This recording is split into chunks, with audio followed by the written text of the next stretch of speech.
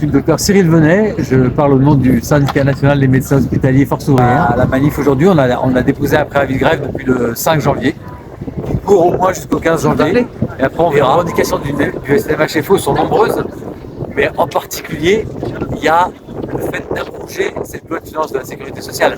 Le projet de loi qui a été voté, c'est le pire qui existe depuis que ça existe, depuis 1997. C'est la première fois, je crois, qu'on a voté 96-97.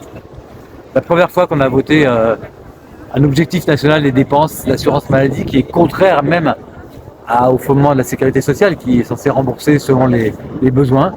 Et en fait, cette histoire de fermer l'enveloppe a conduit à des discussions anti-médicales, anti-déontologiques, à faire des choix et des fermetures de lits qu'on a connues toutes ces années. Et l'aboutissement aujourd'hui, c'est que le système est en train de s'effondrer. Et quel que soit son secteur d'activité dans la médecine, tout le monde est là aujourd'hui pour dire arrêtez ce thème. C'est-à-dire que le système, c'est le système de la sécurité sociale. Et la médecine, nous, on a coutume de dire qu'elle est une et indivisible, pour des tas de raisons. D'abord, les patients, ils vont dans l'un et l'autre des systèmes. Beaucoup de médecins travaillent dans les deux systèmes.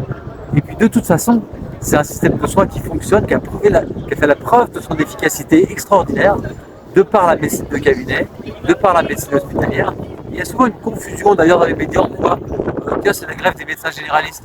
Pas du tout, il y a les spécialistes aussi, et quel que soit le mode de rémunération, que ce soit à l'acte, on appelle en général libéral, que ce soit des salariés, il y a beaucoup de salariés qui exercent en cabinet, il y a des libéraux qui exercent dans des structures hospitalières, donc il ne faut pas confondre les choses.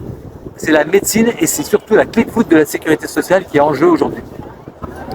Ça fait des dizaines d'années même qu'on voit les médecins sortir dans la rue, les hospitaliers, les soignants en général.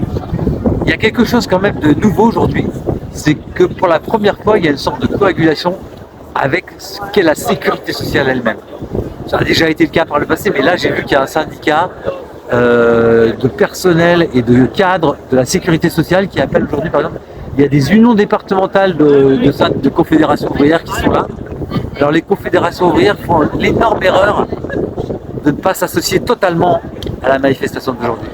Mais il y a des pans entiers des confédérations ouvrières qui sont là et qui comprennent que c'est bien des soins et de la sécurité sociale qu'il s'agit, de l'accès aux soins, de la possibilité du soin, et que là, les revendications des médecins, quelles qu'ils soient encore une fois, et les revendications de la classe ouvrière, eh bien, sont les mêmes. D'accord. Merci.